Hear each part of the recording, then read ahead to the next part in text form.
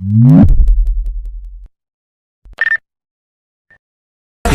2, 1, let's go.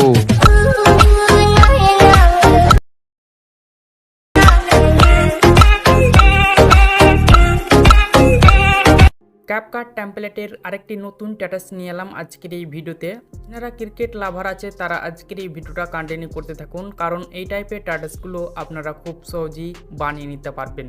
যারা cricket প্লেয়ারদেরকে ভালোবাসে তাদের ছবি দিয়ে আজকের এই স্ট্যাটাসটিকে বানাতে পারবেন, এবং যারা নিজের ফটো দিয়ে বানাতে চান তারাও কিন্তু এরকম স্ট্যাটাস বানাতে পারবেন আপনার ইনস্টাগ্রাম রিলসের জন্য।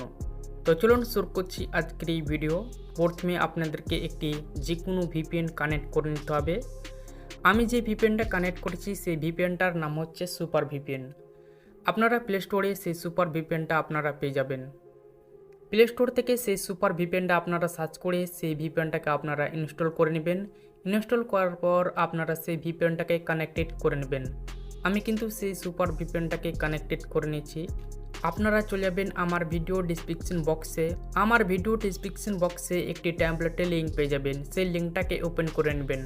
যখনই আপনারা আমার ভিডিও ডিসক্রিপশন বক্স থেকে টেমপ্লেটের লিঙ্কটাকে ওপেন করবেন, ঠিক এরকমই ইন্টারপেজ খুলে আসবে। আপনারা নিচে থেকে স্ক্রল করে চলে আসবেন, দেখবেন এই টেমপ্লেটটা আপনারা প্লে করে। তারপর নিচের দিকে আবার স্ক্রল করে চলে আসবেন। তারপর এখানে দেখতে পাবেন ইউজ টেমপ্লেট অন ক্যাপকাট, এর উপরে ক্লিক করে দেবেন। আপনাদেরকে আরেকটি নতুন ইন্টারপেজে নিয়ে যাওয়া হবে। তারপরে আপনারা ইউজ টেমপ্লেটে ক্লিক করে দেবেন। এখানে আমি ইউজ টেমপ্লেটে ক্লিক করে দিলাম। তারপর অ্যালবামসে ক্লিক করে দেবেন। এখানে আমি অ্যালবামসে ক্লিক করে দিলাম। অ্যালবামসে ক্লিক করার পর এরকমভাবে কিন্তু ফাইল ওপেন হয়ে চলে আসবে। আপনার যে ফাইলে ফটো আছে আপনারা সেই ফাইলটাকে সিলেক্ট করে নেবেন। নেওয়ার পর এখানে তিনটি সেকশন দেখতে পাবেন, অল সেকশন, ভিডিও সেকশন এবং ফটো সেকশন। যদি আপনারা অল সেকশন বা ভিডিও সেকশনে থাকেন তাহলে আপনারা ফটো সেকশনে ক্লিক করে দেবেন। ফটো সেকশনে ক্লিক করে দিলাম। এই ফাইলে যতগুলো ফটো ছিল শো হবে, দেখাবে। তো এখান থেকে আপনারা 8টি ফটো নিয়ে নেবেন।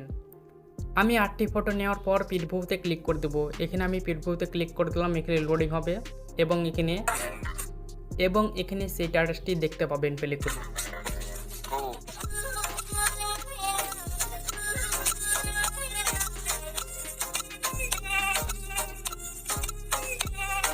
এই স্ট্যাটাস ভিডিওটাকে সেভ করার জন্য আপনারা এক্সপোর্ট এর উপর ক্লিক করে দেবেন এবং এখান থেকে 720তে ক্লিক করে দেবেন। তারপর এখান থেকে রেজুলেশন সিলেক্ট করে নেবেন। তারপর ডনে ক্লিক করে দেবেন।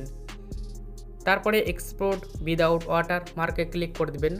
দেখবেন আপনার সেই স্ট্যাটাসটাই কোনো ওয়াটারমার্ক থাকবে না ক্যাপকাটের।